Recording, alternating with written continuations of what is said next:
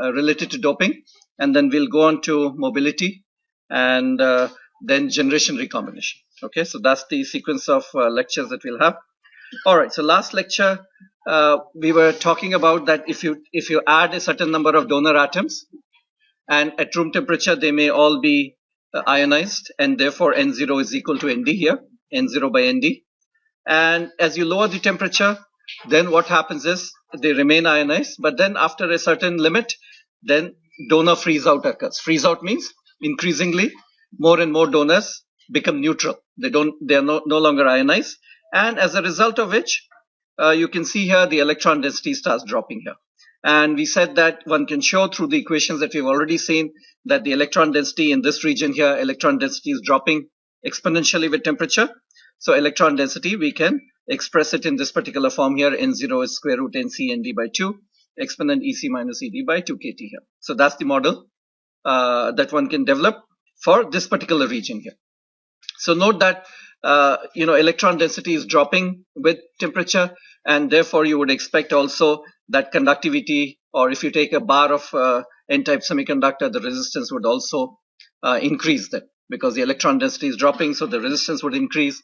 And therefore, if in terms of applications you're thinking of, perhaps it's a very sensitive, the resistance would drop significantly, as you can see here, with temperature, and maybe you could use it for measurement of temperature as well, because you have a resistance which goes with T here, and therefore you can also exploit it to make a temperature sensor for low temperatures here. Okay, so that's a possibility here.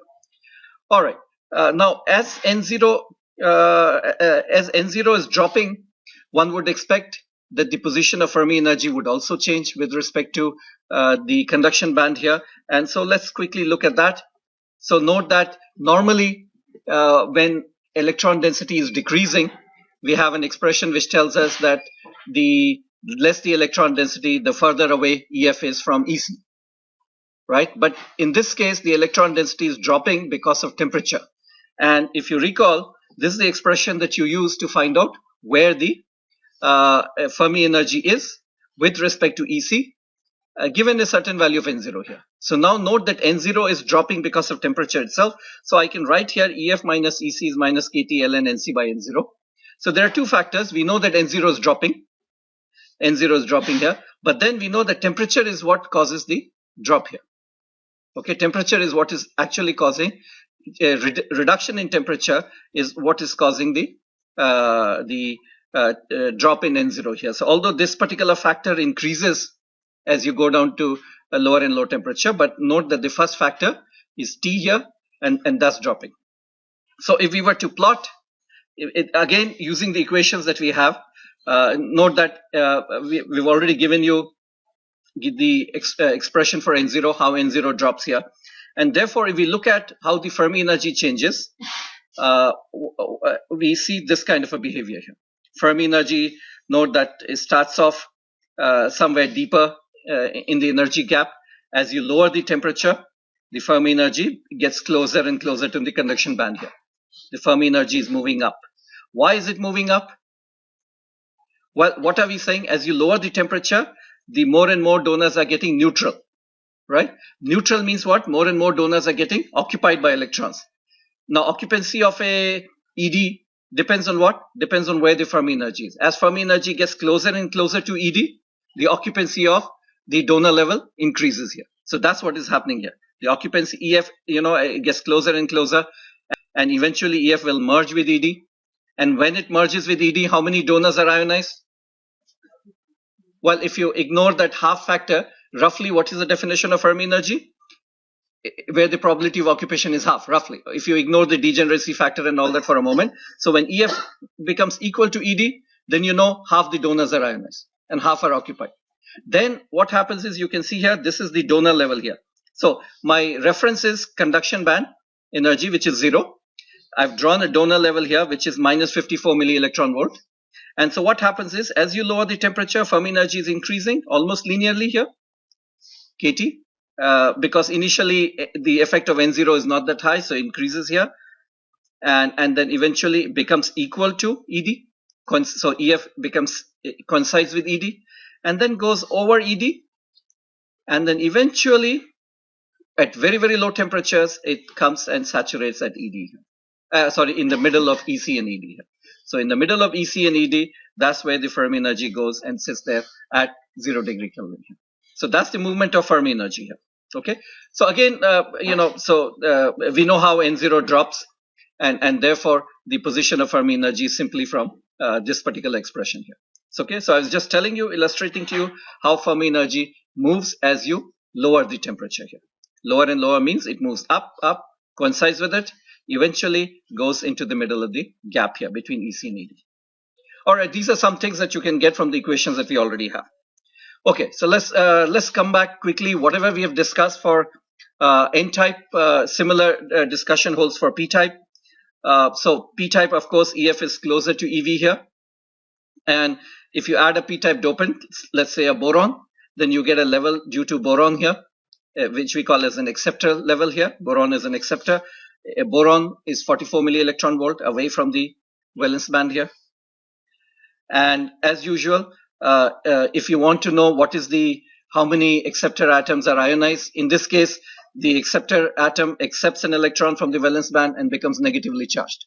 So how many acceptor atoms are ionized, or how many or are occupied by an electron, or how many are not occupied by an electron, that's decided by the Fermi-Dirac function here. And as in the case of donors, there is a modification of the Fermi-Dirac function taking into account how many ways acceptor can be occupied and how many ways it can be empty here. So this is the normal Fermi-Dirac expression here, 1 by 1 exponent E minus EF by KT. And we said that if you can write Fe by 1 minus Fe as exponent EF minus E by KT here. So Fe denotes the probability of occupying an energy state E, 1 minus Fe is the probability of emptying that particular state here. Now, what happens is, in the case, so I'll not go into the details, in the case of so if you want, if there are more than one ways of occupying a state and more than one ways of emptying, then you add this particular factor here. Number of ways in which you can fill a state, number of ways in which you can empty a state. And in this case, without going into the details, you can see here that there are more ways of emptying a state. For example, if I want to empty a an acceptor, I can remove either a spin up electron or a spin down electron. While if I want to fill it, let's say this can accept, I can only fill it up in one way. This can only accept a spin up electron, or this one can only accept a spin down electron here. So you can see here there are more ways of filling, more ways of emptying the acceptor state than more ways of filling. And in addition to that, remember we had said that the valence band is actually, there are two bands. There are two bands, one is a heavy hole band and one is a light hole band. So all these factors, if you take into account what the probability of occupation of a acceptor energy state has a factor of 4. 2 coming from here, the fact that you can have spin up and spin down, and another 2 coming from the existence of two bands, a heavy hole band and a light hole band. Anyway, we don't need to get into the details of it, except that the probability of occupation of an acceptor state has a factor of 4 here. Everything else after that is the same. So using the same sequence of equations, I can now show that my acceptor atoms have to obey, p-type doping has to obey this particular constraint. In the case of donors, we had Nc by 20. Because of this factor of 4, we have Nv by 40 here. So as long as your number of donors obeys this particular constraint, all of them will be, more than 90% will be ionized. If you exceed this particular limit, then more and more will become neutral, and therefore all of them will not contribute to holes in the valence band here. Okay, so same equation, everything is same except for, as I said, this extra factor that comes in here, which is 4. That's there here. Okay. All right. So far we've been looking at what happens to carrier density as you go to lower temperatures. Okay. Let's look at now the higher temperature side here. Okay.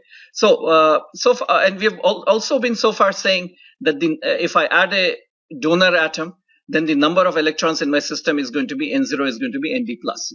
So that's what we are saying. But then a more general way of describing this is not that N0 is equal to Nd plus. A more general way of saying, of writing this is in terms of charge neutrality.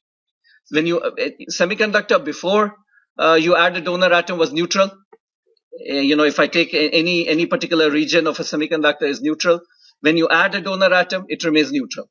The donor atom itself is neutral, right? Even though it becomes ionized and releases an electron, overall neutrality is maintained here. So we describe this condition as that N0 neutrality means that negative charges should cancel the positive charges. So charge neutrality implies for us negative charges are N0, positive charges are Nd plus, and the number of holes. Okay, so if you want to be more rigorous, then charge neutrality says N0 is not equal to Nd plus, but says N0 equal to Nd plus P0. Okay, so that's a more general condition. And in many cases, it does happen that P0, because, if I add 10 to the power 16 donors, P0 will be P0, N0 P0 is Ni square. So the number of holes is very small, and then you can safely neglect it. Except when you add very small amounts of donors, or you go to very high temperatures here. So N0 in general Nd plus by Ni square over N0, and we know Ni goes as exponent Eg by 2 kT. So now, as I said, under normal circumstances, for moderate or higher values of doping, this term doesn't matter here. But as you raise the temperature, note that what happens to Ni? Ni is minus Eg by 2 kT. So Ni increases rapidly, exponentially with temperature. So you can imagine that if you go to high enough temperature, what happens is this term starts becoming significant. And if this starts becoming significant, then N0 is no longer just Nd plus, but there's an additional term here. So N0 now starts increasing. So as you raise the temperature, this term is negligible and N0 is constant. But then you keep on raising the temperature, eventually this term becomes significant and N0 starts rising. And in the limit of very high temperatures, what would you expect? You would expect that the second term becomes much larger than the first term. And then what happens to high temperature limit, very high temperature limit? N0 will tend to Ni. Because then Nd plus is negligible and the N0 is simply equal to Ni here. Right? So what has happened? You started off with a N-type semiconductor, right? Number of electrons is equal to Nd plus. Number of electrons is much larger than number of holes. You keep on raising temperature. Eventually a stage comes when your semiconductor becomes intrinsic. It's no longer N-type. Okay. So one would like to know when does this happen here? Okay. And that's very easy for you to figure out. For example, when will this term become significant? Well, when Ni square over N0 should be, let's say, 10% of Nd. The moment this term becomes 10% of Nd, then I know that from that point onwards, it starts becoming significant. And so you write this as Ni square over N0 is equal to 10% of Nd. And N0 at that particular point of time is how much? Is also roughly Nd. And therefore, you can find out what is the value of Ni at which this term becomes significant. And then you can put in Ni here. And then you can calculate what is the temperature. At what temperature these things start becoming significant. Okay. So you can imagine that if I were to plot N0 versus 1 over T, there's a famous plot of how carrier density in a semiconductor varies. I would expect something like this here. Say I add a certain number of donors. I would expect that there's a range over which my number of electrons will be equal to number of donor atoms that I add. Unless you've added it so much that even at, so N0 is equal to Nd. As I go to lower temperature means what? Note that T is here. So lower temperature means I'm going to the right hand side. Okay, so as I go to the lower temperature, what I would start getting is this limit here. We've already seen. The number of electrons starts dropping because of donor freeze out. Okay, as I go to higher temperatures, what happens? N0 becomes, if you go to very high temperature and your semiconductor survives that high temperature, then N0 will become equal to Ni. And therefore you get this particular limit here, right? The N0 starts become intrinsic and N0 then starts increasing with temperature. Again, exponentially here. And this is also an exponential process here, right? So this is the behavior of carrier number of electrons in a semiconductor, N-type semiconductor. This is a general nature of behavior that you see here. This is an intrinsic region here. It's an N-type material here. Number of electrons is equal to Nd, and then starts becoming a donor freeze out here. So that's the general behavior of how electron density. And similarly, if I were to write about a P-type semiconductor, I would see a same behavior. P-type also P0 will go as this behavior, Na here, and then again acceptor freeze out here. Okay. Now what are these limits? We've already seen this limit. Suppose I add 10 to the power 16. We've already seen that this limit is around 100 Kelvin. Say, and again, these limits, they vary with the number of dopant atoms that you add and the kind of dopant that you add. But a rough number is around 100 Kelvin or so, donor freeze out begins to occur. Okay, for this kind of a level here, doping of 10 to the power 16. What is this limit here? This limit, if I calculate, turns out to be fairly high, 700 Kelvin. Very high temperatures here. Where for Nd equal to 10 power 16, then the semiconductor starts becoming intrinsic here. Now, of course, you can imagine that suppose I put Nd equal to 10 to the power 15. Where will this limit go? 10 to the power 15? Where will it be? Will it be to higher temperature or lower? Lower temperature, right? At lower temperature, my Ni becomes comparable to my Nd here. Okay, so this limit, if I make 10 to the power 15, maybe instead of 700K, it goes into 600K. If you make 10 to the power 14, it goes even lower. If you make 10 to the power 13, lower. Okay, so this one will move towards the right here. Okay, and note that this problem, because it's dependent on Ni, and if you go and look at Ni again, if you go and look at Ni depends on Eg. So this problem becomes more severe in semiconductors which have a smaller energy gap, where Ni is large. Okay, so as an example, if I take Eg equal to 0.7 eV, Nd equal to 10 to the power 15, let's say, and I do the same thing, I will find this high temperature limit as 372 Kelvin here. So almost like 100 degrees Celsius. And you're finding that you are entering into an intrinsic region. Okay, for a semiconductor such as 0.7 eV, which is close to where, for example, germanium may be. So this is more of a problem in germanium and small band gap semiconductors rather than high energy gap semiconductors here. Okay, so that's the plot of how N0 varies as a function of temperature here. Intrinsic limit, all donors are ionized here, and then donor freeze out here. Okay, that's the general nature here. And you can imagine that if I look at conductivity of a silicon sample, N-type silicon sample, conductivity is nothing but, let's say, product of, we have already seen product of electron concentration and mobility. The variation in mobility is not as significant as the variation in N0. N0 is varying exponentially here, and N0 is also varying exponentially here, right? So it gets, if I look at conductivity, there will be some changes, but conductivity would also follow something like this here, would follow a plot like this here. Conductivity would follow, conductivity would be high here, constant here, roughly constant here. It would change because temperature is changing, but roughly constant, and then conductivity starts dropping. So the conductivity also follows this kind of a behavior here. Resistance, as all of you know, then would follow the inverse behavior. Okay. All right.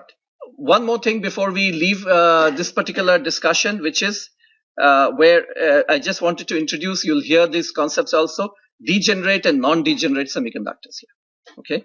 And just to remind you, we've been using this equation, N0 is Nc, exponent Ec minus Ef by Kt, to look at how electron density is related to the position of Fermi energy here. And just to remind you how we arrived at this particular equation here. We said that number of electrons is equal to, the electrons are, of course, if I look at conduction band is not a single level, it's a band. So you need to integrate the, electron density as a function of energy. The number of electrons at any energy is equal to density of states at that energy multiplied by the probability of occupation here. So we had something of this kind. Density of states, we know what the expression is. And then what we did was this Fermi-Dirac function here, Fe, we approximated as an exponential here. We said under normal circumstances, Ef is well below Ec, and therefore Ef is well below Ec, so the exponential factor is considerably larger than 1, and therefore we can approximate it by this one here. And the moment you approximate it by an exponential here, you end up getting this expression. So the only one of the key assumptions in arriving at this particular expression is that Ef is well below Ec here. Ef is well below Ec here. And then Ef is well below Ec means that this factor is much larger than 1.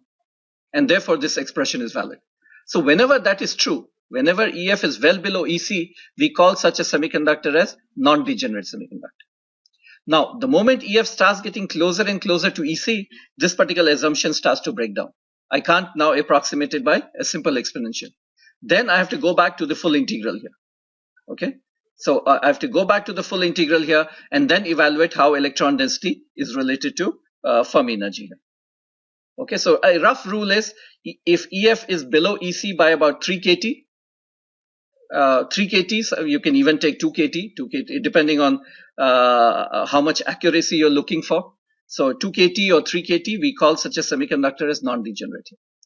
On the other hand, if EF gets closer than that, then I have to use a more accurate expression. Let me show you a more accurate expression. Then I have to evaluate an integral of this kind.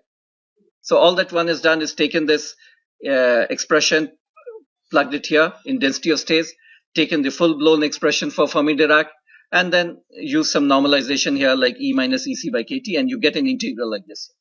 So you have to numerically evaluate this integral and get a value of what is the electron density for a given position of the Fermi energy here, right? So you have to evaluate the integral to get the value here for a degenerate semiconductor where EF is close to EC here. Now, when does an EF become closer to EC? What happens as you dope more and more? EF gets closer to EC here, right? So the issue is if you have moderate amounts of doping, EF is far away from EC, and the semiconductor is non-degenerate. You keep on adding more and more dopants, EF gets closer and closer to EC here, and then eventually your semiconductor becomes degenerate semiconductor where you have to evaluate electron expression using this Fermi-Dirac integral here to get the electron density here. So let me just show you what the errors are. You can see what happens if you use the exact expression, which is this integral, versus your approximate expression here. Approximate expression is what? This one. This is our approximate expression, where the approximation is this one here. All right? This is the approximate expression. The accurate expression is this integral here.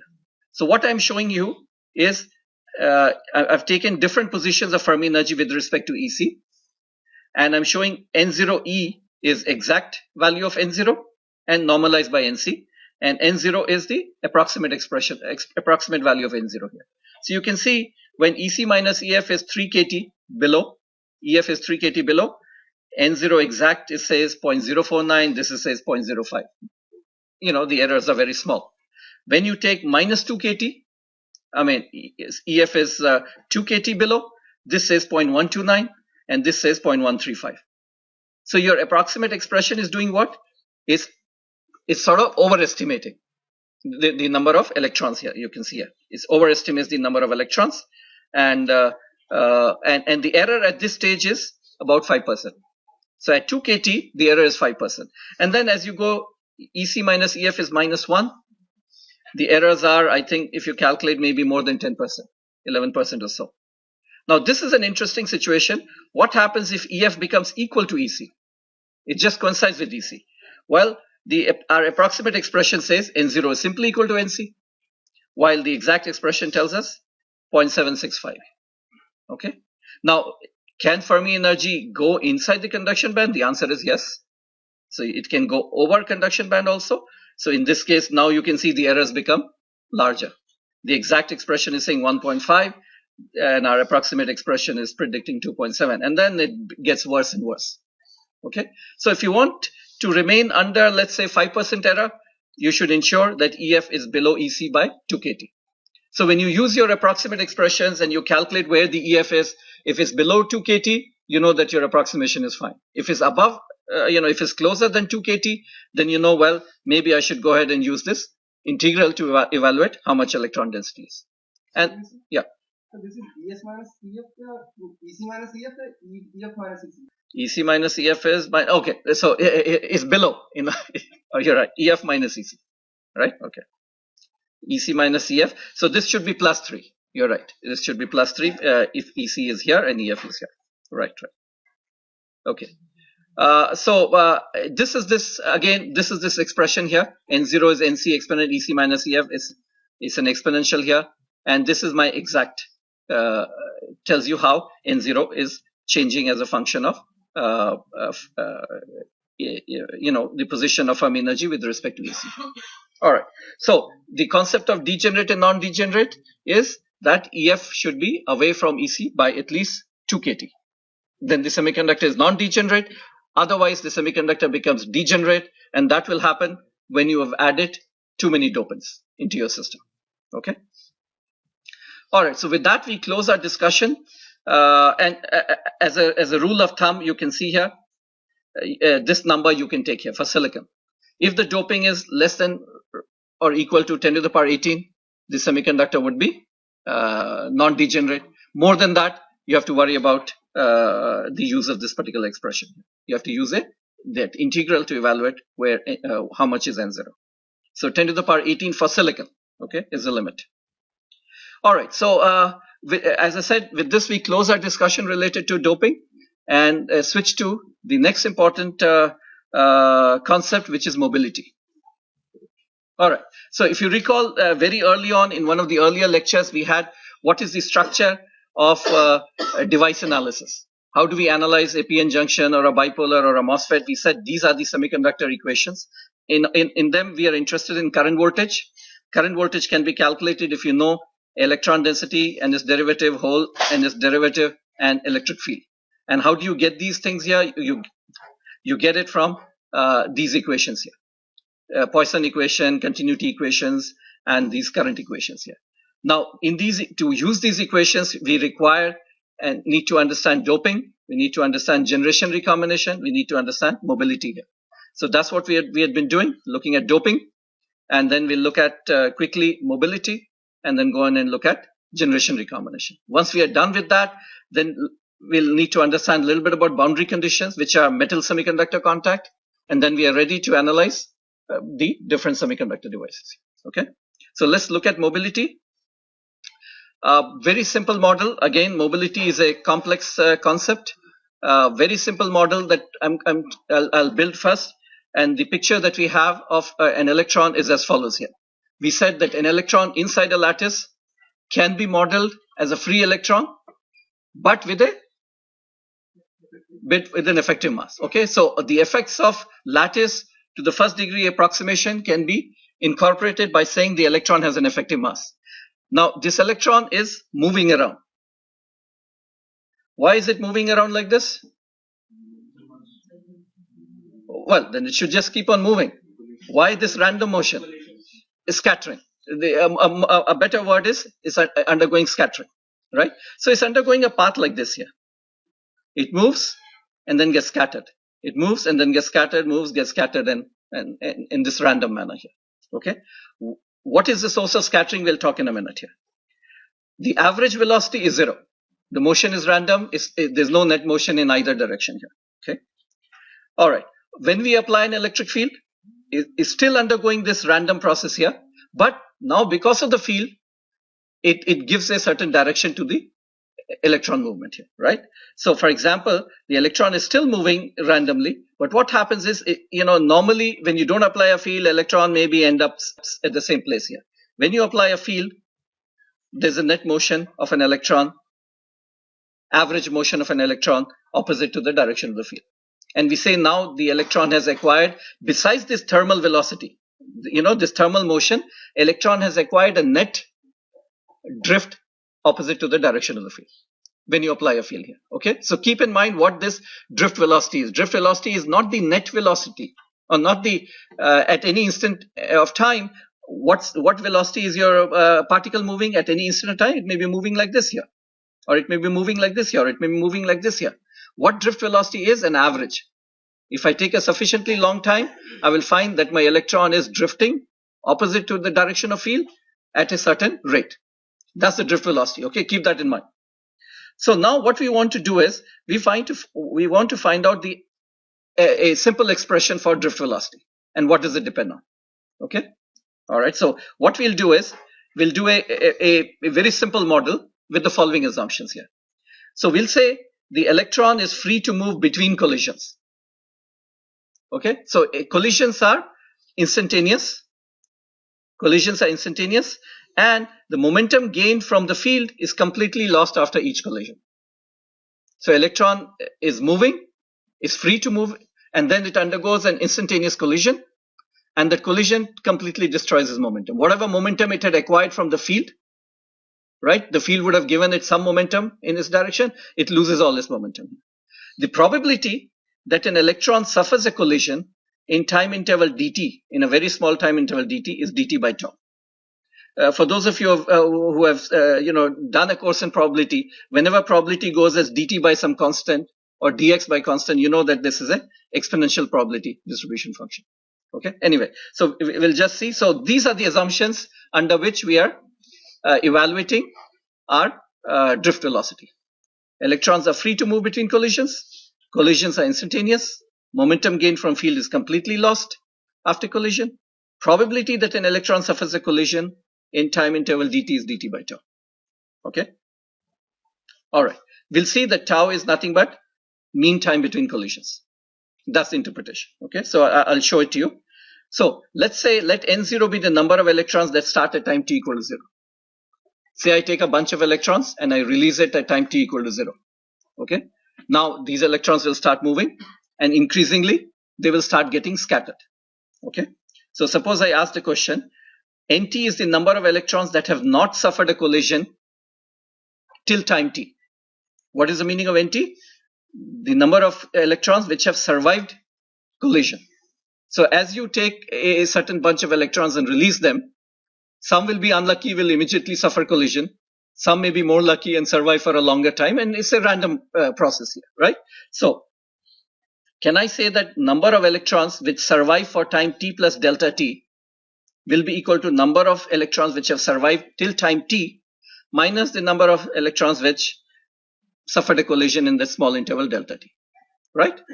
So nt, number of electrons which survived till this point, will be equal to number of electrons that have survived at t minus the number of electrons which suffered a collision. What is the probability of collision in a small time? We said dt by tau multiplied by the number of electrons. So we get this equation here, and we can write it in a differential equation. dn by dt is minus nt by tau, and this, you know, a simple integral gives us nt equal to n0 x e to the power minus t by tau. That's why I said an exponential probability distribution function.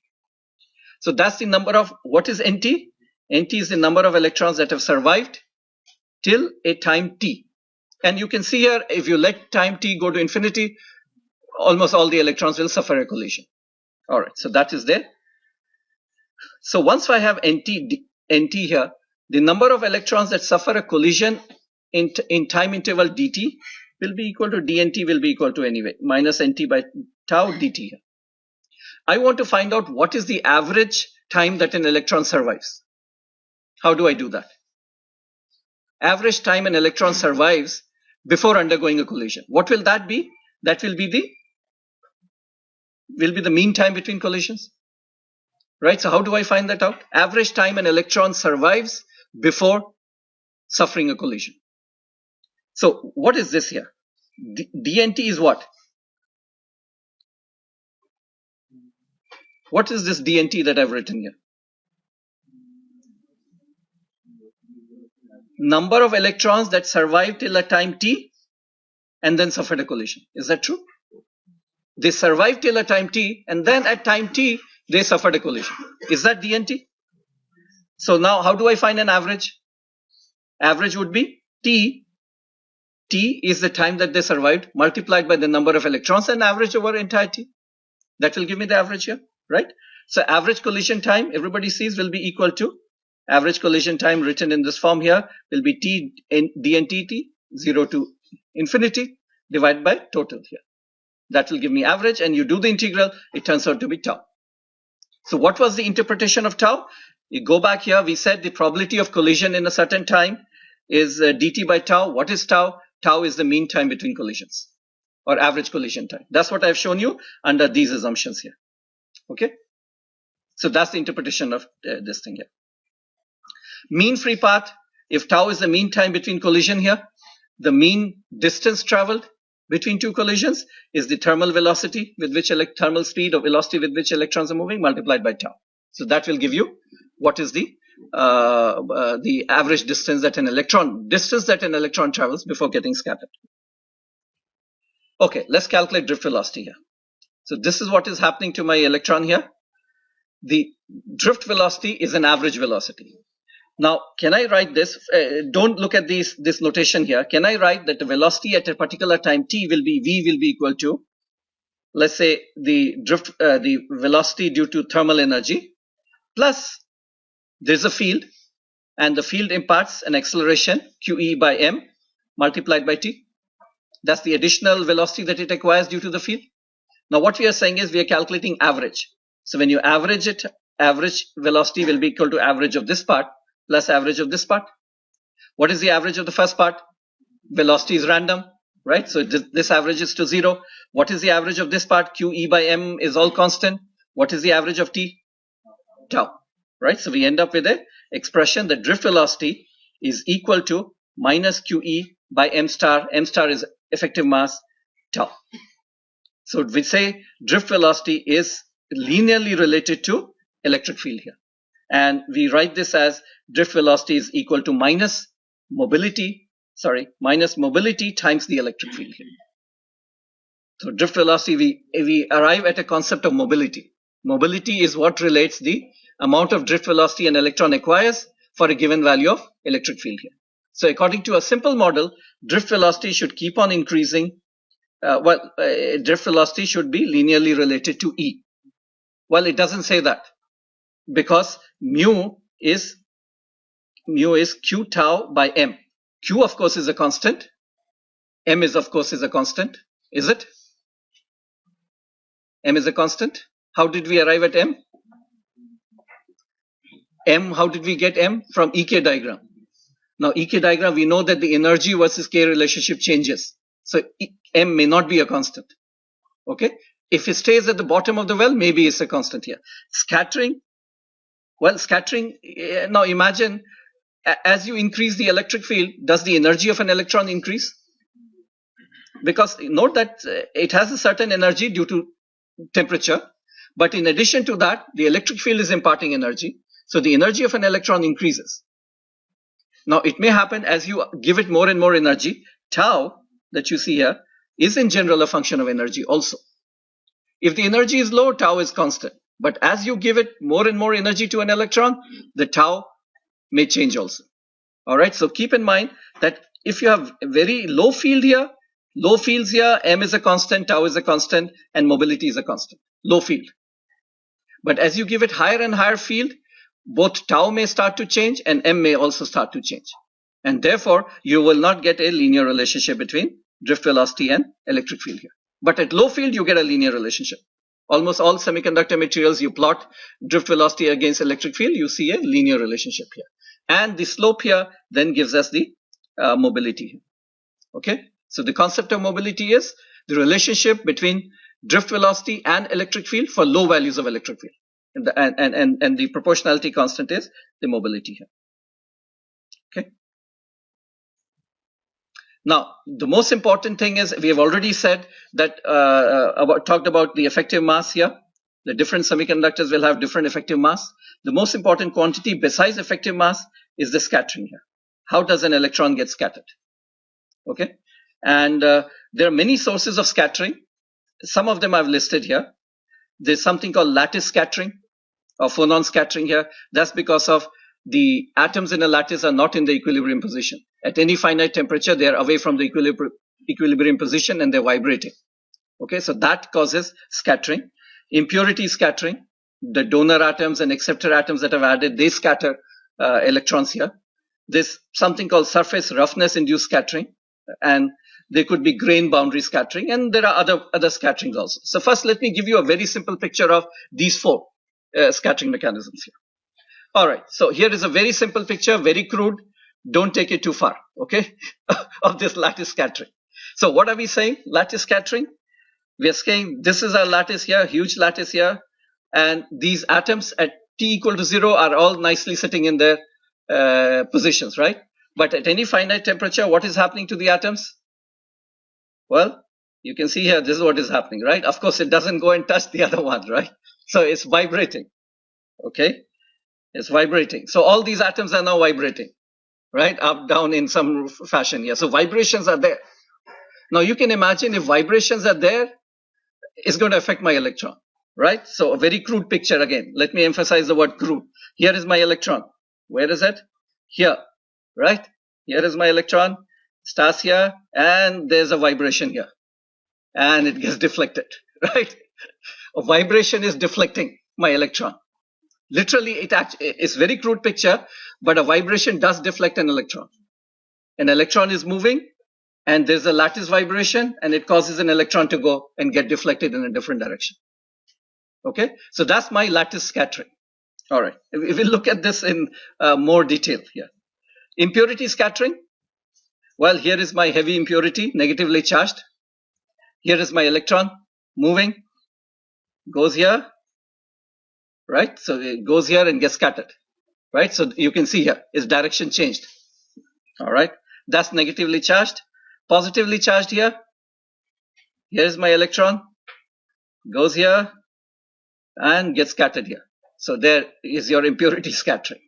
Okay, so impurities are going to scatter. Scattering means electron is moving in a certain direction, it gets deflected. Okay. All right, surface roughness scattering. You're familiar with the MOSFET. MOSFET, if I go and look at the surface here, that's where all the action is, right? At the interface between the silicon and silicon dioxide. If I go and look at the surface here, and this is a picture taken from this particular paper here, you can see here the surface is rough. This roughness here. And this rough surface eventually translates into a perturbation in the conduction band. Roughness means that there's a change in, let's say, silicon dioxide thickness. And any change in thickness results in change in potential. And change in potential gets reflected in a change in the conduction band here. So now you can imagine an electron is moving and it sees a perturbation here, here. It gets its effect, it scatters the electron. A potential perturbation here. So that's called surface roughness scattering. Okay. Grain boundaries, well, in silicon it doesn't happen, but at least in crystalline silicon. But let's say if you take polycrystalline silicon. Polycrystalline means what? The word as it says is, it's made up of not single crystal, but small crystals. The whole material is made up of grains. This is a picture of a polycrystalline material here. Each one that you see here, this thing is like a grain, one grain. It's like a small crystal. And then there's another grain here. There's another grain here. And then there's another grain here. So polycrystalline materials are like this here. Grainy materials here. Now you can imagine that within a crystal, electron can move very nicely. But then to move from one point to the other, it has to cross, let's say if it starts from here, it has to cross a grain boundary here. So I have two crystals randomly oriented, and in between there is a boundary, grain boundary. So it has to cross from one crystal to another crystal, right? And that's a grain boundary here. So you can imagine that problems are going to occur here. So this is what is called a grain boundary, and I may have a scattering mechanism here, grain boundary scattering mechanism. All right. So we have these different mechanisms. What we are going to talk about is in a little bit more detail, the lattice scattering and the impurity scattering. These are the two things that I'll talk about in more detail. But before we do that, what is the model of scattering that we have? The model is that the probability of scattering in a small time interval is dt by tau, right? Now, if I have a phonon scattering, then phonon scattering has a certain time constant involved with it. So we say probability that an electron gets scattered due to lattice or phonon scattering is dt by tau L. Tau L is what? Associated with phonon scattering. Probability that it gets scattered due to impurity, again, we'll write it in this form here. We'll write it as dt by tau I. Tau refers to impurity scattering. L refers to lattice scattering here. Similarly, if you want to write about roughness, you could write dt by something. What will be the net probability of scattering? Each one of them, mind you, is independent process. It's not that lattice scattering is related to impurity scattering. Okay, so it's an independent process. So how will the probabilities add up? Probabilities will actually add up, right? So the net probability of scattering would be probability that it gets scattered due to this, which is dt by tau L, probability that it gets scattered by this, which will be dt by tau I, plus other sources of probability. So probabilities all add up. The net probability of scattering will be, I'll write it as dt by tau effective. So I get an effective lifetime, which is 1 over tau effective is 1 over tau L. Sorry, it should be 1 over tau I plus other scattering lifetimes. So there's a net scattering lifetime, which is the sum of the other scattering lifetimes, but they sum up in an inverse fashion here. Why? Because the probability sum up is not the tau which sums up. The probability of scattering sums up. So from here, I can now mobility is mu equal to q tau by m. So I can write this as 1 over mu is m star by q into 1 by tau. So you can see here, I can express mobility as due to 1 over tau becomes 1 over tau L plus 1 over tau I. So I can write mobility as is a sum of mobilities due to different contribution here. A mobility due to L here, lattice scattering, a mobility due to impurity scattering, and other terms here. Okay. Now before I go, let's have one. As I said, in each lecture we'll try and have a problem. So take out a sheet and let's do a problem related to.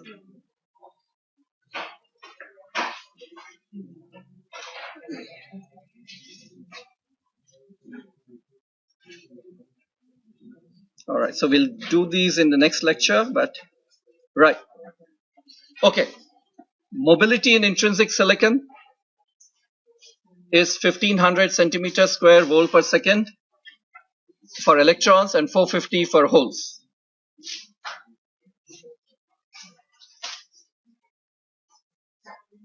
Effective masses are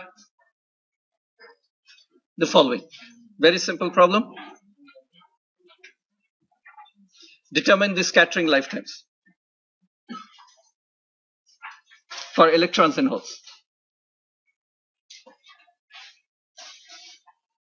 Mobility is 1500 for electrons, pure silicon, intrinsic silicon 1500, for holes it is 450, and effective masses for electron is 0.26 m0.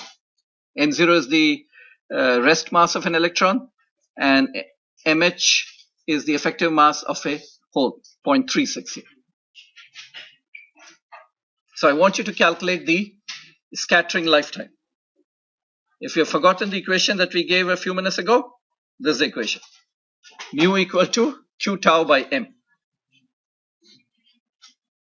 So the purpose of this example is that you remember this expression of mobility. Mobility depends on two crucial factors. One is the scattering lifetime, and the other one is effective mass. And you can also see that the difference in electron and hole mobility, 1500 versus 450, how much does it come from this effective mass, and how much does it come from a difference in the scattering lifetime? You can look at these contributions and calculate the tau. Tau for an electron and tau for a hole. Again, these mobility values that we are quoting are all low field mobility values. So tau is a constant, m is a constant. The goal of this problem is also that you carry a certain number in your mind. A number about scattering lifetime. How much is it?